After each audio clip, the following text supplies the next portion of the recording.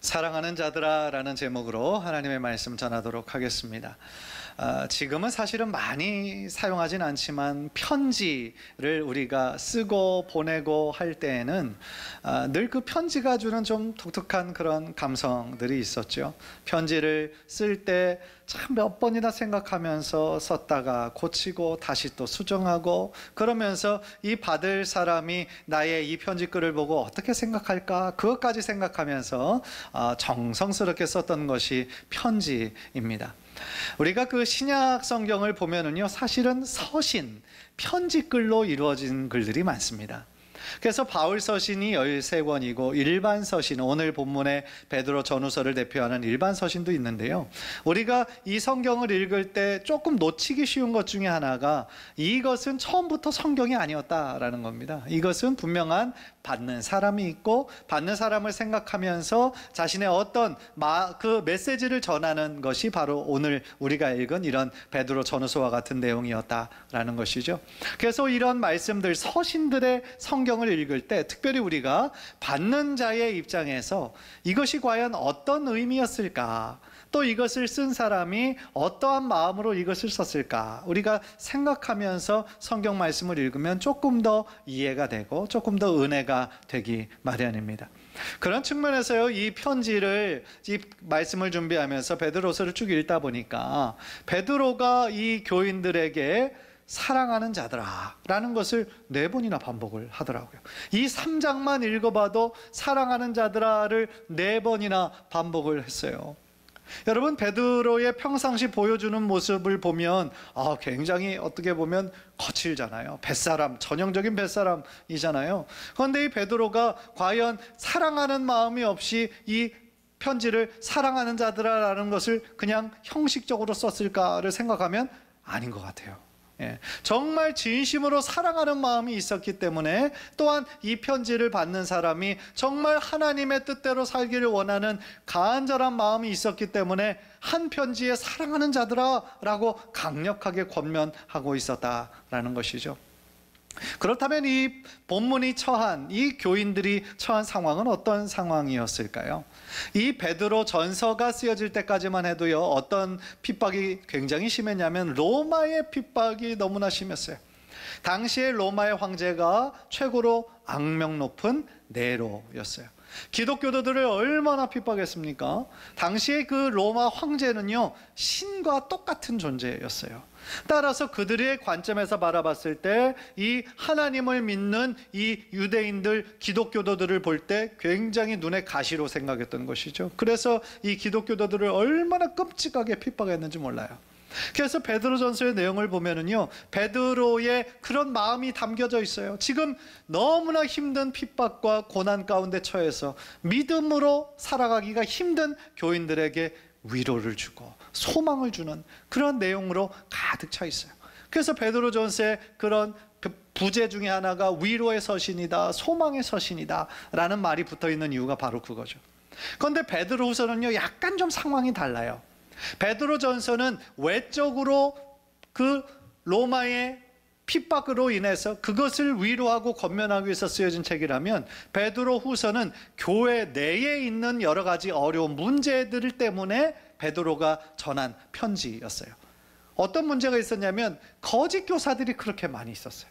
그래서 거짓 교사들이 하나님의 복음을 정말 진리인 것을 잘 가르치는 것이 아니라 자기들이 생각하는 대로 복음과는 먼 너무나 현세적이고 쾌락적인 것을 추구하는 그러한 길로 성도들을 인도했다라는 거죠. 따라서 교회 안에 여러 가지 어려움들이 있었어요. 따라서 베드로는요, 베드로 후서를 이렇게 쓰면서 지금 분열의 위기 가운데 있는 교인들을 생각하면서 이 마지막 때를 살아가고 있는 이때에 너희들이 어떤 마음으로, 어떤 믿음으로 살아가야 될 것인가를 구체적으로 다루고 있는 것이 바로 오늘 이 서신이다라는 거죠.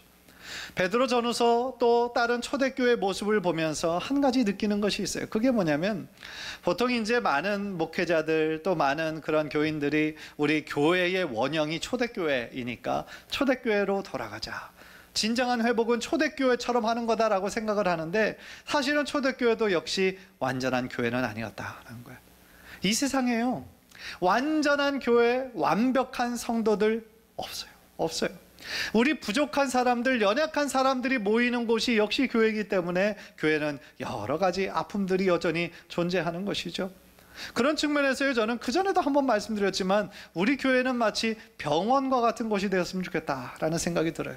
예수님 그런 말씀하셨잖아요. 건강한 자에게는 의원이 쓸데없다고, 아픈 자에게 의원이 필요하다고. 마찬가지인 거죠. 교회도 신앙적으로 완전하고 완벽한 사람, 믿음 좋은 사람들만 모인 곳이 교회가 아니라 우리들 모두 다 주님의 은혜가 필요한 사람들이 모인 곳이라는 거죠. 무엇인가 아프고 결핍이 있고 상처받고 여러 가지 여전히 공사 중인 사람들이 모여서 하나님의 은혜를 바라는 곳이 바로 교회다라는 것이죠. 따라서 우리 교회가 마치 종합병원처럼 많이 아프고 불완전한 사람들이 있음에도 불구하고 하나님의 은혜가 흘러넘치고 변화가 일어나고 온전한 치유와 회복의 공동체가 되기를 주님의 이름으로 간절히 축원합니다. 그래서 이 초대교회 모습을 보면서 한 가지 느낀 거고요. 오늘 본문에서 이 사도 베드로는 그 이 편지를 받는 그 교인들을 생각하면서 약 2가지 정도 아주 사랑의 권면을 하고 있어요. 첫 번째로요, 이 베드로는 무엇을 전하냐면은 인간의 시간과 하나님의 시간은 다르다는 거예요. 우리가 사실 많이 듣던 것이죠. 8절을 보면은요, 사랑하는 자들아, 주께는 하루가 1000년 같고 1000년이 하루 같다는 이 한 가지를 잊지 말라 그랬어요. 우리 인간에게는 불가능한 얘기죠. 하루는 하루고 1000년은 1000년이죠. 엄청난 차이가 있는 거죠. 그러나 하나님께는 1000년이 하루 같아요. 지금 2021년이지만 하나님께는 이틀 지나간 것처럼 순식간에 지나갈 수도 있다는 거죠. 즉 인간이 생각하는 시간의 개념과 하나님께서 보시는 시간의 개념은 다르다라는 것이죠. 어떻게 그것이 가능할까요? 하나님은 시간을 창조하신 분이시잖아요. 이 우주 만물을 창조하시고 다스리시는 분이시잖아요. 따라서 우리가 정말 생각할 때 우리들의 신앙생활에서도 자꾸 어떤 오류를 범하냐면 자꾸 하나님을 우리 인간의 관점으로 생각하고 판단할 때가 있어요. 나의 경험과 나의 지식이 얼마 안 됨에도 불구하고 하나님을 나의 어떤 좁은 사고 안에 가두어 놓을 때가 있다는 거죠. 얼마나 어리석은 이야기입니까? 그래서 우리가 하나님께 기도할 때에 정말 내가 정한 시간에 내가 원하는 방법으로 이루어지기를 원하는 마음이 참 많이 있어요. 사실은 우리들의 인생이 참 복잡한 문제들이 많죠. 그래서 어느 시간대까지 정말 이루어져야 되고 해결되어져야 되고 그런 문제들이 많이 있어요. 그래서 그럴 때는 시간을 정해놓고 하나님 이때까지는 어떤 응답을 주옵소서 그렇게 기도하죠. 저도 가끔씩 그렇게 합니다. 사실은 그럴 수밖에 없고 그렇게 하는 것이 당연하죠. 그러나 중요한 것은 내가 원하는 시간에 내가 원하는 방법이 아니라 할지라도 그럼에도 불구하고 하나님께서 우리들에게 행하시는 일들은 선하시다. 내가 생각한 것보다 훨씬 더 완벽하고 좋은 것이다 라고 믿는 우리들의 믿음이 있어야 된다라는 거예요. 그것이 참 중요해요. 그렇지 않으면 자꾸 우리는 낙심하고 실망하게 돼요. 뭐냐면 내가 정한 그 시간까지 하나님 역사해 주시지 않으셨으니까 기도 응답받지 못한 걸로 생각을 한단 말이에요. 그러나 하나님의 관점에서 생각해 보세요. 우리들의 인생 전체를 알고 계시는 분이세요. 따라서 지금 이 시점이 아니라 나중에, 지금 예스가 아니라 지금은 노가 하나님의 관점에서 보시기엔 훨씬 우리를 위한 하나님의 사랑의 표현일 수 있다는 것이죠. 따라서 우리는요, 나의 시간에 내가 원하는 방법을 고집해서는 안 된다라는 것이죠. 더 중요한 것은 하나님의 시간에 하나님의 뜻이 온전히 이루어지는 것. 그래서 우리가 찬송가에 주님의 뜻을 이루소서 그렇게 찬양하잖아요. 주님의 뜻을 이루시옵소서 라는 그 기도가 참으로 어떻게 보면 성숙한 기도인 것이죠. 따라서 하나님의 정한 시간 가운데 하나님의 선한 뜻이 우리들의 삶 가운데 온전히 이루어질 수 있도록 더욱더 주님을 의탁하고 주님을 신뢰하는 우리 성도님들 되시기를 주님의 이름으로 간절히 축원합니다. 사실은요, 그때 시간에 그 정한 시간에 그 베드로 사도가 이런 이야기를 하는 이유가 있었죠. 그것이 뭐냐면 9절을 보면은요, 그 어떤 말씀이 나오냐면, 주의 약속은 어떤 이들이 더디다고 생각하는 것 같이 더딘 것이 아니라 오직 주께서는 너희를 대하여 오래 참으사 아무도 멸망하지 아니하고 다 회개하기에 이르기를 원하시느니라 말씀하셨어요. 그러니까 당시 이 베드로가 있을 당시 이 교인들이 어떤 거를 기다리고 있었냐면, 주의 약속이 하루속히 좀 임하기를 원하는 마음이 있었어요. 좀 더 그 약속을 구체적으로 말씀을 드리면, 예수님 다시 오시는 거. 예수님 다시 오시는 그때를 너무너무 기다리고 있었어요. 당시 베드로후서가 쓰여질 당시가 AD 한 66년 정도예요. 예수님 부활하시고 승천하시고 약 30여 년이 조금 흘렀을 때예요. 따라서 그들 초대교인들은요, 무엇을 간절히 원했겠어요? 예수님이 약속하신 그대로 다시 오시는 그때를 너무나 손꼽으며 기다리고 있었죠. 왜냐하면 하루하루 믿음 지키며 살아가는 것이 힘들 때잖아요. 밖에서는 로마의 핍박이 너무 심해요. 예수님 믿는 거 목숨 걸고 믿어야 되는 거예요. 또 교회 안에서도 여러 가지 갈등과 어려움들, 거짓 교사들이 활개를 치고 있어요. 그러니까 그들이 진정으로 바라고 소망하는 것은 주 예수의 날, 예수님 다시 오시겠다고 약속하신 그날 속히 오셔서 우리를 위로하여 주시고 우리들의 눈물 닦아주시고 우리를 안아주시고, 그것을 간절히 사모하는 마음으로 그렇게 하루하루를 기다리고 있었다는 거예요. 그런데 문제는 뭡니까? 그들이 그토록 임하시기를 원하는 그 예수님 다시 오시는 날이 1년이 지나도 아무런 소식이 없고, 2년, 3년이 지나도 아무런 소식이 없고, 심지어 30년이 지나도 아무런 일이 없으니까 이들의 마음이 조금씩 흔들리기 시작하는 거예요. 의심하기 시작하는 거예요. 그러니까 왜 약속하신 그대로 안 오시느냐? 혹시 잊으신 것 아니냐? 그런 생각들이 막 하나둘씩 생기기 시작하는 거죠. 따라서 베드로는요, 그런 상황을 알고 있었기 때문에 그렇게 말씀하시는 거죠. 주님의 약속은 어떤 이에 더디다고 생각하는 것이 더딘 것이 아니라, 그 이유가 뭐예요? 오래 참으시는 거예요. 기다리신다는 거예요. 무엇을 기다리세요? 한 영혼이라도 더 하나님께로 돌아올 수 있도록 이 시간을 하나님께서는 지체하고 계시다라는 것이죠. 얼마나 놀라운 관점의 전환입니까? 인간의 관점에서 볼 때는 하나님이 이 약속 잊으신 거 아닌가? 라고 생각을 했는데, 하나님의 관점에서 보기에는 그것을 할 수 없어서가 아니라 한 영혼이라도 더 하나님께 돌아올 수 있도록 지금 천국의 문을 닫지 않으시고 열어놓고 계시다라는 것이죠. 주님의 자비와 주님의 긍휼의 표현이다라는 거예요. 사실 하나님의 그 약속은 지금도 유효한 것이죠. 예수님께서 다시 오신 그날이 2000년이나 지났는데 뭐 오시겠어? 라고 얘기한다면 그 사람은 믿음 없는 신앙이라는 거죠. 하나님께서 그 마지막 때를 실행하지 않는 이유도 역시나 동일하다. 우리로 하여금 한 영혼이라도 더 하나님께 회개하고 돌아오기를 원하시는 하나님의 그 영혼을 바라보는 사랑의 마음 때문이다 라는 것이죠.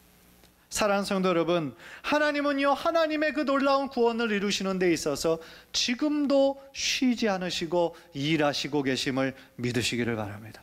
여러분들 안에서 계속하며 일하시고 계신 거예요. 여러분들을 위하여 중보하고 계시는 거예요. 따라서 하나님의 놀라운 계획은 절대로 실패가 없습니다. 절대로 멈추지 않습니다. 그리고 하나님의 뜻을 반드시 이루셔서 하나님의 신실한 약속을 반드시 이루시게 될 줄 믿습니다. 디모데전서 2장 4절, 디모데전서 2장 4절 우리 한번 화면을 보면서 한번 다 함께 읽겠습니다. 시작. 하나님은 모든 사람이 구원을 받으며 진리를 아는 데 이르기를 원하시느니라. 아멘. 바로 이것이 하나님의, 우리 모든 백성들을 향한 하나님의 마음이라는 거예요. 모든 사람이 구원을 받고 진리이신 예수 그리스도를 아는 데 이르기를 지금도 원하시고 계시다라는 거예요. 간절히 바라기는 우리 인간의 시간과 하나님의 시간은 완전히 다르며, 하나님의 그 계획은 지금도 그 시간을 이루시기 위해서 하나하나 이루시고 계시다라는 것을 우리가 믿음의 눈으로 바라보고 끝까지 하나님을 신뢰하는 우리 귀한 성도님들 되시기를 주님의 이름으로 간절히 축원합니다. 두 번째로요, 베드로는 이 마지막 때를 살아가고 있는 그 교인들에게 바로 거룩한 행실과 경건한 삶을 추구하라, 그렇게 권면하고 있어요. 11절 12절을 보시면요, 너희가 어떠한 사람이 되어야 마땅하냐? 거룩한 행실과 경건함으로 하나님의 날이 임하기를 바라보고 간절히 사모하라 그랬어요. 주님의 날, 예수님 다시 오시는 그날 어떤 일이 일어납니까? 하늘이 불에 타서 풀어지고 물질이 뜨거운 물에 녹아진다라고 얘기했어요. 이것이 결국 뭐냐면 우주적인 마지막 날이 될 것이다, 우주적인 재앙의 날이 될 것이다 라는 것이죠. 그런데 당시 초대교회 안에 이 거짓 교사들은 뭐라고 가르쳤냐면요, 새하늘과 새 땅 없다는 거예요.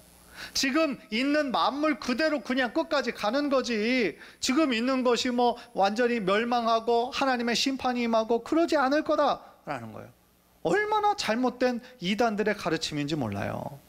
당시에 거짓 교사들이 최고로 추구한 게 뭐였냐면 다 눈에 보이는 것들, 현세적인 거, 육체적인 쾌락을 추구하는 것들만 가르치고 있었다라는 거죠. 따라서 그들은 장차 임할 새하늘과 새 땅엔 관심이 없는 거예요. 가장 중요한 건 오직 이 땅, 살아가는 이 땅, 그것만이 중요하다라는 것이죠. 얼마나 안타까운 일이었습니까? 그런데 지금도 많은 사람들이 그때와 너무나 비슷하게 살아가고 있죠. 눈에 보이는 이 물질적인 이 세상만 계속 존재할 것처럼 생각하고 여기에 최고의 가치관을 두고 살아가는 사람이 얼마나 많으냐는 거예요. 심지어 성도들 중에서도 그런 삶을 사는 사람이 너무나 많이 있다라는 거죠. 그런데 바울은요, 디모데에게 이 마지막 때에 일어날 일에 대해서 디모데 후서에 말씀이 있는데요, 이 말씀을 보면은요 깜짝 놀라요. 왜냐하면 지금의 이 세상의 현실과 너무나 똑같기 때문이죠. 여러분들 디모데후서 3장 1절 4절 한번 보세요. 우리 천천히 한번 읽을까요? 시작. 너는 이것을 알라. 말세에 고통하는 때가 이르러 사람들이 자기를 사랑하며 돈을 사랑하며 자랑하며 교만하며 비방하며 부모를 거역하며 감사하지 아니하며 거룩하지 아니하며 무정하며 원통함을 풀지 아니하며 모함하며 절제하지 못하며 사나우며 선한 것을 좋아하지 아니하며 배신하며 조급하며 자만하며 쾌락을 사랑하기를 하나님 사랑하는 것보다 더하며 그랬어요. 마치 바울이 오늘날의 이 세태를 미리 보고 이야기하는 것처럼 너무나 똑같은 일이 지금 하루하루 한국 전 세계에서 일어나고 있다라는 것이죠. 그냥 눈에 보이는 것만 사랑하는 것을 하나님 사랑하는 것보다 훨씬 더해서 물질의 노예로 살아갈 때가 얼마나 많이 있느냐는 거예요. 그런 비슷한 맥락에서 사도 요한은요, 요한일서 2장 15절 16절에서 이렇게 얘기하는 거예요. 이 세상이나 세상에 있는 것들을 사랑하지 마라. 누구든지 세상을 사랑하면 아버지의 사랑이 그 안에 있지 아니하니 이는 세상에 있는 모든 것이 육신의 정욕과 안목의 정욕과 이생의 자랑이니 다 아버지께로부터 온 것이 아니요 세상으로부터 온 것이라 얘기해요. 육신의 정욕과 안목의 정욕과 이생의 자랑이 어디서부터 왔다는 거예요? 다 세상으로부터 왔다라는 거예요. 하나님께로부터 온 것이 아니다. 근원이 다르다 라고 말씀하고 있다라는 거죠. 따라서 사도 요한의 결론은 뭐예요? 이 세상으로부터 온 이런 것들에 집착하지 말아라. 너의 마음을 빼앗기지 말아라. 바로 그런 얘기인 거죠. 여러분들, 세상에 속한 사람들은요, 사실은 하나님의 날이라는 것에 관심이 없어요. 세상에 속한 사람들은 하나님의 그 영원한 것들을 바라볼 수 있는 눈이 없어요. 당연한 것이잖아요. 그러나 우리는 다르잖아요. 우리는 예수님을 나의 구원자로 믿어서 영적인 눈이 열렸잖아요. 따라서 우리는 이 땅에 살지만 이 땅에 속한 사람들이 아니라 누구에게 속한 사람들이에요? 하나님께 속한 사람들이잖아요. 한번 여러분들 한번 따라해 봅시다. 나는 하나님께 속한 사람이다. 나는 세상에 속한 사람이 아니에요. 하나님께 속한 사람이죠. 그러니까 하나님께서 우리를 너는 나의 소유다 라고 말씀하시잖아요. 너는 거룩한 백성이다, 하나님의 자녀다 선포해 주시잖아요. 그런데 문제는 뭡니까? 우리의 거룩한 정체성이 세상에 있는 것이 아니라 하나님의 자녀이고 거룩한 제사장이고 하나님의 거룩한 삶을 살아야 할 삶에도 불구하고 너무나 이 세상에 사는 사람들과 구별됨이 없이 똑같이 함몰되어 살아갈 때가 얼마나 많이 있냐는 거예요. 너무나 안타까운 거죠. 하나님께서 우리를 불러주신 이유가 거룩한 삶을 살라고, 이 세상과 구별된 삶을 살라고 우리를 불러주셨는데, 그것이 부르심의 목적인데 우리는 그냥 너무나 이 신앙을 나의 개인적인 것으로만, 내세적인 것으로만 생각해서 나와 나의 가족만 생각하는 그러한 경향이 얼마나 많으냐는 거예요.